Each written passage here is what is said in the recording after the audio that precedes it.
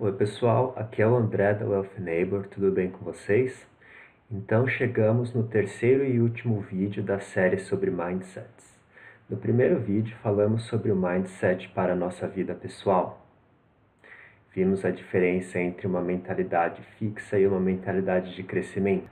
No segundo vídeo, aplicamos esses conceitos a uma mentalidade voltada para nossas finanças. Agora, finalmente, vamos nos aprofundar um pouco mais e nos voltar aos investimentos. Por favor, leiam o aviso legal e, se concordarem com todos os termos, vamos lá. Vamos tratar primeiro sobre o mindset para um investidor em geral e depois vamos tratar do mindset de um tipo de investidor particular chamado trader. Esse tipo de investidor é aquele que negocia no mercado secundário em diferentes intervalos de tempo, visando conseguir lucro. Uma vez que colocamos nossas finanças em ordem e conseguimos poupar uma quantia do nosso salário mês a mês, temos que pensar o que fazer com essa quantia. A melhor opção para conseguir alcançar nossos objetivos futuros é pensar em investimentos. Quando os seus objetivos financeiros já estão definidos, tente casar a natureza e horizonte de tempo desses objetivos com os investimentos. Se você quer comprar um carro daqui a 3 anos, não faz muito sentido investir em renda variável, pois a volatilidade de curto prazo pode prejudicar muito esse investimento. E por outro lado, se você pensa em se aposentar daqui a 40 ou 50 anos, também não faz sentido investir em títulos do Tesouro Direto, pois você pode tomar um pouco mais de risco buscando retornos um pouco maiores, já que o tempo está a seu favor. Então, ao considerar a natureza dos investimentos, pense na data de maturidade dos títulos e debêntures e na volatilidade a curto prazo do mercado financeiro, das ações, opções e outros derivativos. Pense também se vale a pena investir em renda fixa ou renda variável, e também no perfil de risco e retorno. Dependendo do tamanho do seu objetivo financeiro e de quanto tempo tem para completá-lo, talvez não precise se expor a tanto risco assim. Faça sua lição de casa. Pessoal, vocês já ouviram aquela expressão, você é o que você come? Muitas pessoas falam isso para evitar que a gente coma porcaria. Aqui eu vou usar uma outra expressão. Você é o que você lê, você é o que você assiste e você é o que você escuta. Se esforce para obter informação de qualidade, que seja transparente e não tendenciosa. Quanto mais informação você tem, melhor vai poder basear as suas decisões. E uma coisa que eu vou contar para vocês, mas eu tive que aprender da pior maneira possível, não há desculpa para perder dinheiro por ignorância, pessoal. O dinheiro é fruto do seu trabalho duro. Então proteja-o se informando antes de investir em qualquer coisa. Seja amigo dos juros compostos. Vocês lembram daquela fórmula do valor futuro? O valor futuro é afetado pelo valor presente investido, pela taxa de retorno e pelo tempo que o investimento está ativo. E os juros compostos aqui nesse caso têm a ver tanto com o tempo quanto a taxa de retorno. Primeiro, pague suas dívidas e não crie novas dívidas a menos que saiba o que está fazendo. Então, com isso, garantimos que essa taxa de retorno é positiva, ou seja, estamos tendo um rendimento e não tendo que pagar juros sobre nossas dívidas. E a segunda frase, o melhor momento para começar a investir é 15 anos atrás, o segundo melhor momento é agora. Infelizmente, não podemos mudar o passado, mas quando antes começarmos a investir, mais tempo teremos os juros compostos ao nosso favor. Menos precisaremos poupar a cada mês e menos risco precisaremos tomar, pois não precisaremos de uma taxa de retorno tão grande. Então, planeje seus objetivos, estude investimentos, veja quais são as melhores opções para você e, uma vez que tenha certeza, comece a investir assim que possível. Vamos tirar vantagem dos juros compostos. Você já deve ter ouvido que não devemos colocar todos os nossos ovos na mesma cesta, pois dessa forma estamos nos expondo a mais risco do que precisamos. Um portfólio diversificado e balanceado minimiza o risco de investimentos.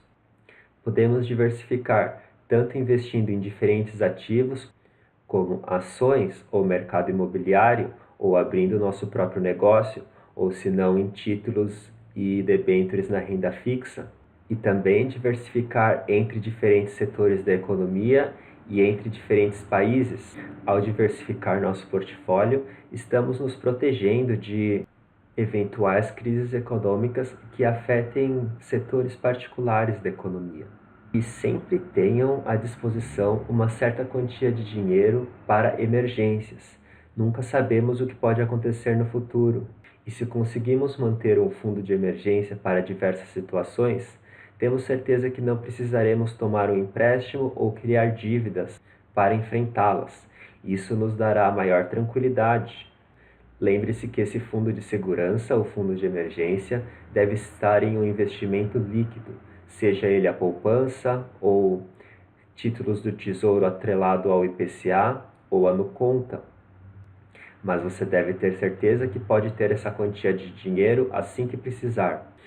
Esses 4 pontos resumem o mindset do investidor. Temos aqui a importância de planejar, tanto na obtenção de informação, tanto no estabelecimento dos nossos horizontes de tempo, e também a importância da diversificação do portfólio. Agora vamos tratar um pouco sobre o mindset do trader. E o que é um trader? O trader é o indivíduo que negocia ativos no mercado financeiro em busca de lucros. Podemos dizer que existem 3 diferentes categorias de trader. O primeiro são os traders de longo prazo, aqueles que compram as ações e seguram por 20 ou 30 anos. Esse tipo de trader pode também ser considerado como um investidor, e o objetivo deles é criar riqueza a longo prazo. Uma categoria intermediária é o swing trade. Eu vou voltar a ela depois de explicar a última categoria, o day trade. Os traders que fazem day trade estão atrás de ganho financeiro em curto prazo, que pode ser considerado algo semelhante ao salário deles. Day traders compram e vendem suas ações ou ativos financeiros em menos de um dia, que pode ser um intervalo de horas ou até mesmo minutos ou segundos. Já swing traders fazem o mesmo, mas em horizontes de tempo um pouco maiores, que pode ir de mais de um dia, passando por alguns meses, até um ano. Ao longo desse vídeo, vamos focar na categoria Day Trade, ou seja, os traders que seguram suas ações por menos de um dia. Algumas pessoas consideram que Day Trade é um jogo de azar. Não importa o quanto você estude ou os indicadores que você use, a distribuição de preços no mercado financeiro é puramente baseada na sorte ou na aleatoriedade. Algumas vezes você vai ganhar, outras vezes você vai perder. Muitas pessoas dizem ter conseguido ficar milionárias ou até mesmo bilionárias no mercado financeiro, comprando e vendendo ações, enquanto outras pessoas perderam todo o que conseguiram poupar em suas vidas inteiras e até mesmo tiveram que contrair dívidas. Um dos tópicos que é muito discutido entre traders é essa dualidade entre razão e emoção. Na vida em geral, ser uma pessoa fria e pouco emotiva pode ser considerado ruim, mas no mercado financeiro essa vai ser a sua melhor arma. Tudo muda quando o dinheiro entra em jogo. Muitas pessoas têm suas opiniões sobre o mercado financeiro. Elas podem achar que o Facebook não vai dar certo, ou senão o Bitcoin é uma tecnologia fracassada e todo mundo que está investindo hoje vai perder um monte de dinheiro, e que a Petrobras é a empresa mais segura do mundo e sempre vai estar indo bem. Ter opiniões é uma coisa, pessoal, mas quando alguma dessas pessoas compra ações dessa empresa, ou se não compra criptomoedas e passa a estar investida no mercado com dinheiro em jogo, as atitudes dessa pessoa vão mudar completamente. O dinheiro tem um efeito engraçado sobre nossas emoções. As pessoas dizem que o que move os mercados são fatores políticos e fatores econômicos. Mas esses fatores políticos e econômicos influenciam os agentes de mercado, e esses agentes são pessoas como eu e você. E pessoas estão suscetíveis às emoções como ganância, medo, pânico, esperança e euforia. Todas essas emoções afetam os traders e promovem as oscilações de preço ao longo do dia.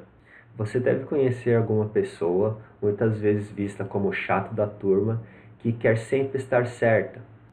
No mercado financeiro, isso é uma receita para o fracasso, pois uma pessoa que quer sempre estar certa não abre mão, por exemplo, de vender investimentos que estão dando prejuízo, pois tomar um prejuízo para elas significa admitir estar errado, e o ego dessas pessoas não permite uma coisa dessas.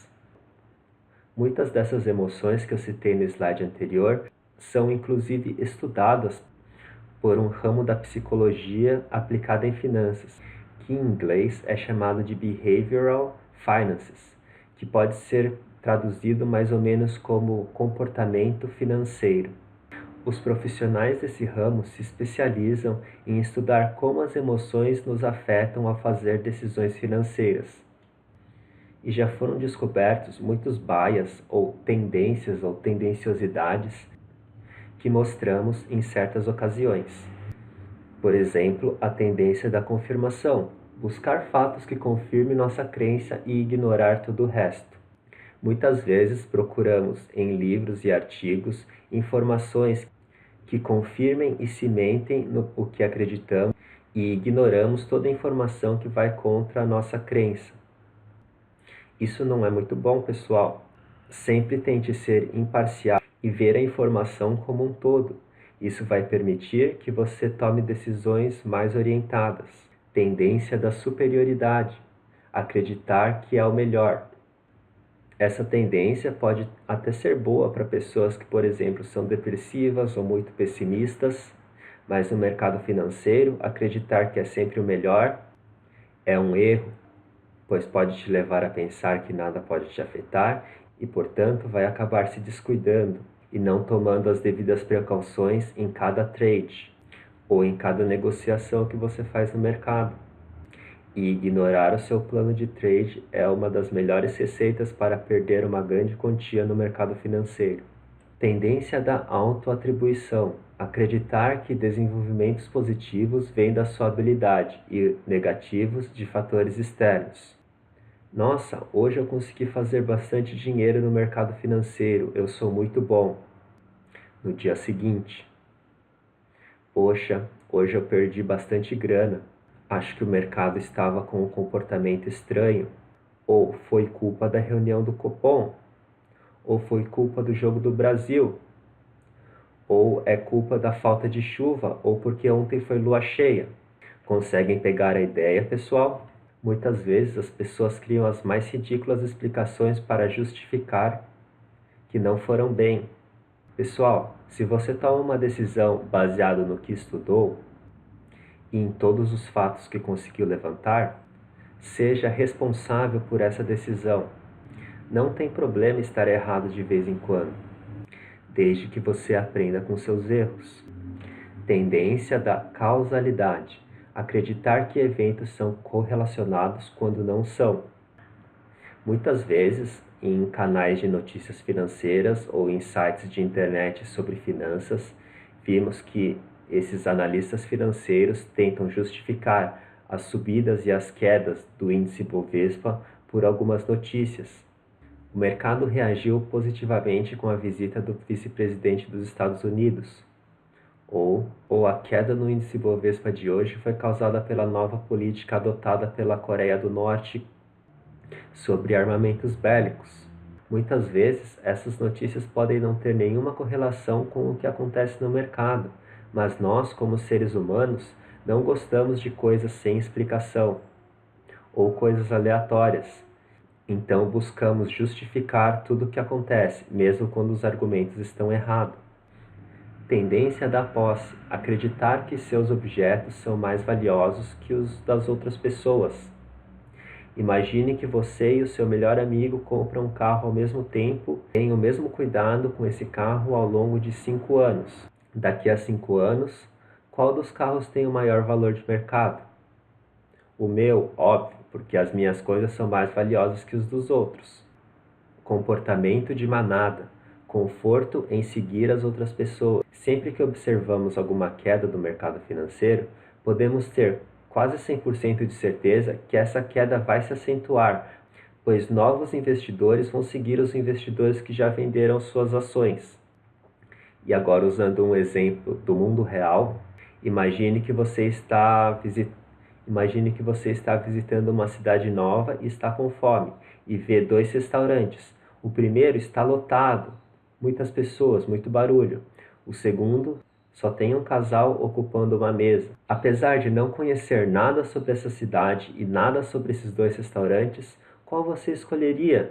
Inconscientemente, nos sentimos mais seguros escolhendo o restaurante com mais gente, pois acreditamos que, se tem tanta gente comendo naquele restaurante, a comida deve ser boa, embora não podemos provar com nenhum fato. Aversão à perda, vender com pouco lucro e segurar prejuízos. Foi comprovado em um estudo que seres humanos preferem 2,5 vezes mais não ganhar R$ 5 do que perder R$ 5. E isso acaba nos afetando negativamente no mercado financeiro, pois quando compramos uma ação e vemos que ela teve um pouquinho de lucro, ficamos desesperados para encerrar nossa posição e vender com pouco lucro antes que essa tendência se reverta.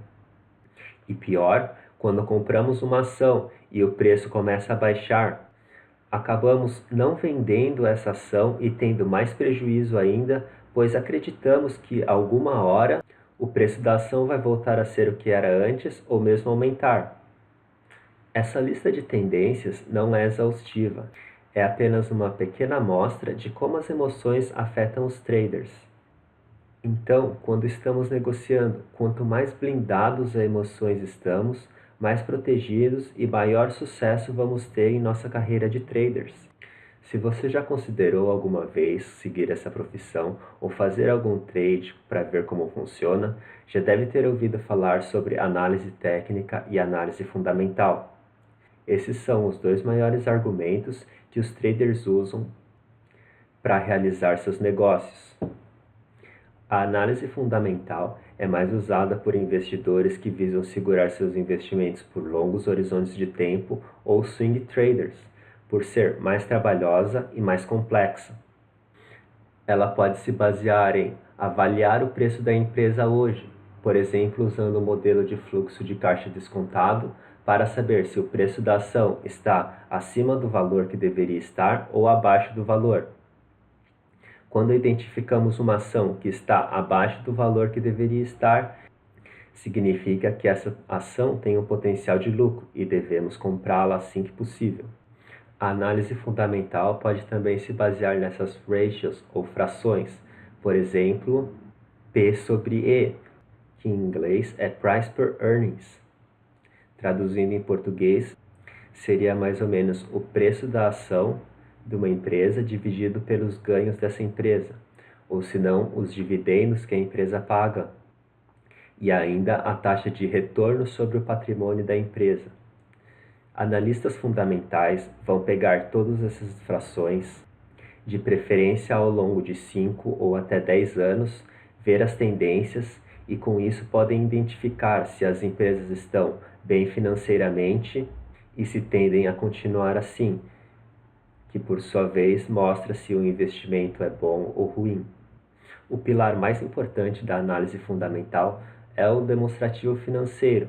Devem periodicamente publicar demonstrativos financeiros, dizendo aos seus acionistas e ao mercado em geral quanto de lucro fizeram naquele período, se pagaram ou tomaram algum empréstimo, se venderam ou compraram novos equipamentos, quanto tem de inventório e assim por diante. Os demonstrativos financeiros são compostos por 3 documentos principais. Primeiro, o balanço patrimonial, que mostra o que a empresa tem e quanto a empresa deve. Esse balanço patrimonial pode ser considerado como uma foto. Ela é estática e diz respeito a um único ponto no tempo, e é similar a quando preenchemos um formulário de empréstimo. O demonstrativo de despesas mostra o gasto ao longo de um período, Diferente do balanço patrimonial, o demonstrativo de despesas é dinâmico, como se fosse um filme entre dois períodos, e é similar à nossa declaração de imposto de renda. O fluxo de caixa, considerado por muitos o documento mais importante, mostra as entradas e saídas de capital. O documento é considerado o mais importante porque é o dinheiro que manda. Quanto mais dinheiro uma companhia tiver, melhor. E avaliando a quantidade de dinheiro, podemos avaliar a saúde financeira da companhia. O fluxo de caixa é equivalente ao extrato da nossa conta de banco.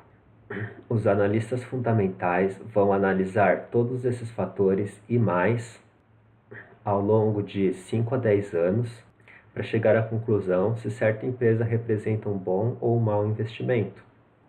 Por outro lado, temos os que defendem a análise técnica. A análise técnica é de certa forma mais simples e mais fácil de entender do que a análise fundamental, mas nem por isso ela é fácil. O pai da análise técnica é um cara chamado Charles Dow. Ele é o criador do índice Dow Jones, similar ao índice Bovespa que temos aqui, mas com respeito às ações dos Estados Unidos. Charles Dow, em seu tempo, observou que a variação de preço nos índices segue certas tendências. Essas tendências tendem a se repetir de tempos em tempos e ainda têm natureza fractal, que significa que dentro de uma tendência de larga escala, por exemplo, uma tendência dos preços aumentarem, existem mini tendências onde o preço vai aumentando e diminuindo ao longo dessa grande tendência em intervalos de tempos menores. Charles Dow também observou que existe uma correlação entre diferentes índices, e observando um índice e o histórico de tendências dos índices, pode-se estimar o que vai acontecer no futuro. Baseado nas observações de Dow, os entusiastas da análise técnica criaram aí uma série de indicadores que analisam as variações de preço e volume das ações e ativos financeiros, assim como a psicologia de mercado que afeta os participantes do mercado, para determinar os melhores momentos de compra e venda de ações. Muitas pessoas criticam a análise técnica, dizendo que não passa de baboseira e que ela só funciona porque muitas pessoas acreditam que a análise técnica funciona. E aí, você prefere usar análise fundamental ou análise técnica? Pessoal, não precisamos ser extremistas, certo? Por que não usar os dois? Assumindo que você tem tempo suficiente, primeiro use a análise fundamental para determinar quais companhias são investimentos interessantes e depois use a análise técnica para comprar suas ações na melhor oportunidade possível. Lembre-se que devemos tentar ter o máximo de variáveis possível a nosso favor. Mesmo assim, não garantimos nada, mas estamos fazendo o nosso melhor para que as coisas funcionem como esperamos. Pessoal, eu tenho que confessar para vocês que eu já tentei ser um day trader. Cheguei a exercer essa profissão por uns 2 meses. Ao longo desse tempo, tive alguns ganhos, tive 2 grandes perdas. Consegui sair com um saldo positivo, mas o mais importante é que adquiri um conhecimento muito valioso sobre mim mesmo. E eu gostaria agora de compartilhar com vocês todas as lições que eu aprendi ao longo desses 2 meses enquanto day trader. Primeiro, o mercado é um ótimo terapeuta. Quando você abre uma posição e está negociando um ativo no mercado, você não tem para onde fugir. Todas as suas emoções vão começar a te afetar. E o mercado acaba te mostrando quem você realmente é. Não importa se na negociação você tenha lucro ou prejuízo, tire isso como uma lição e tente aprender o máximo possível. O mercado vai esmagar a sua arrogância. Sabe quando você começa a ter uma série de traders com lucro e passa a achar que você é o melhor de todos e nada pode te afetar? Nessa hora, você vai se descuidar, vai deixar de colocar aquele stop ou vai arriscar mais do que deveria. Basta apenas um deslize e bum, o mercado vai te acertar com muita força. Apenas um trade mal sucedido pode custar todo o lucro que você obteve até certo ponto, fazer você voltar para a estaca 0 ou até fazer você voltar para a estaca -4. pois além do prejuízo, você tem que lidar com todo aquele trauma emocional.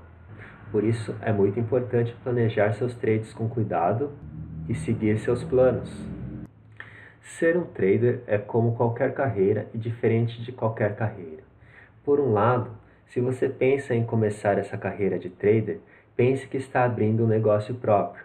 Vai precisar de um plano de negócios, vai precisar de capital, vai precisar de adquirir conhecimento, material e etc. E por outro lado, o trader é a única profissão que pune a sua persistência tomando seu dinheiro. Aqui eu volto àquelas pessoas que querem estar sempre certas. Se você se recusa a fechar uma posição onde está tendo um pequeno prejuízo e deixa essa posição se tornar um grande prejuízo, o seu futuro no mercado financeiro não vai ser muito longo. Nessa carreira, ter pequenos prejuízos equivale ao sucesso. Não queira ser persistente tentando mostrar que está certo o tempo todo, mas sim seja persistente em adquirir informação e melhorar o seu plano de trades. Se você quiser ser bem-sucedido como um day trader, vai precisar arriscar, mas arriscar não é sinônimo de ser estúpido. Tenha um bom plano de trades e tenha um bom plano de controle de risco e de capital. Dessa forma, você pode limitar o seu risco e só tomar um risco que te deixa confortável e que ofereça uma grande recompensa. Abstraia o valor do dinheiro. Enxergue-o apenas como uma ferramenta para que o seu negócio funcione. Você executa seus trades pensando que o lucro vai se tornar a sua próxima viagem, o seu próximo carro ou a sua próxima casa?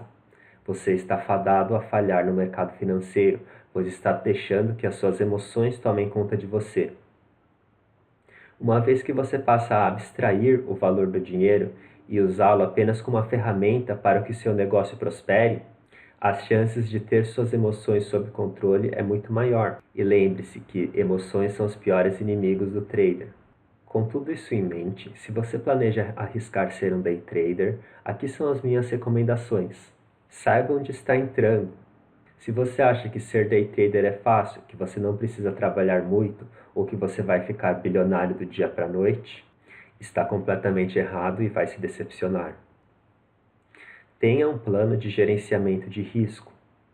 Este é provavelmente o item mais importante desse slide. Uma vez que consegue gerenciar seu risco de forma responsável e premeditada, não terá muitas surpresas ao executar seus trades. Tenha um plano de execução de trades, as situações em que se sente confortável, o limite de risco ou benefício e valores de entradas e saídas. Nesse plano de trades, você deve listar os setups que você vai efetivamente realizar seus negócios. Por exemplo, existe um setup chamado Opening Gap. Às vezes o preço da ação vai abrir com uma lacuna entre o preço inicial do dia e o preço de fechamento do dia anterior. Muitos traders acreditam que essa lacuna ao longo do dia vai ser fechada. E a partir disso, usando seu plano de gerenciamento de risco, definir seu limite de risco-benefício e então calcular os valores de entrada e saída, que representam o seu target e seu stop loss. Uma vez que você abre uma posição e todos esses fatores já estão definidos, o seu trade passa a ser mecânico. E essa é uma das melhores coisas que você pode fazer, pois quanto mais mecânico, menos vulnerável você está às emoções. Tenha disciplina e paciência para seguir seus planos. Quando você está abrindo as posições, não tente inventar, apenas siga seu plano e controle suas emoções. Mas, uma vez que a sua posição está fechada, avalie o plano de execução de acordo com suas perdas e ganhos e avalie sua disciplina de acordo com o rigor que segue seu plano. Como é quase certeza que ao acabarmos um negócio vamos esquecer tudo o que fizemos e partir para a próxima, crie o hábito de registrar seus trades em um diário e leia-o de tempos em tempos. Pessoal, esse é o único jeito de aprimorar o nosso plano de execução de trades. E quanto mais aprimoramos nosso plano, mais lucros podemos esperar. Então, sempre que abre uma nova posição, anote por que abriu essa posição, qual o resultado esperado, qual o resultado real. Se desesperou em algum momento e fechou a posição antes do previsto, ou conseguiu seguir seu plano de trade à risca. Uma vez que temos todas essas informações à nossa disposição, podemos aperfeiçoar tanto o plano de trades quanto a nossa disciplina. E com isso acabamos o vídeo e a série sobre mindsets. Recapitulando o que aprendemos aqui. Primeiro discutimos o mindset de um investidor em geral. Devemos sempre ter um plano de investimentos. Devemos estudar e adquirir conhecimento. Devemos trabalhar com os juros compostos e devemos fazer o máximo para diversificar nosso portfólio. E depois vimos com alguns detalhes como funciona o mindset do trader. Primeiro, como todas essas emoções afetam a nossa performance enquanto estamos fazendo day trade. A importância de ter um plano de gerenciamento de risco e ter um plano de trades. E a importância de ter disciplina e paciência para seguir esses planos, sempre anotando os resultados, principalmente os negativos, e nos aperfeiçoando. Pessoal, muito obrigado por terem assistido esses vídeos. Espero que possam tirar algumas informações que possam ser úteis para o futuro. Se ficou com alguma dúvida, se tem alguma sugestão, deixe nos comentários abaixo do vídeo ou se não, escreva um e-mail que eu respondo assim que possível. Adoraria discutir todos esses tópicos com vocês. Um abraço e até mais!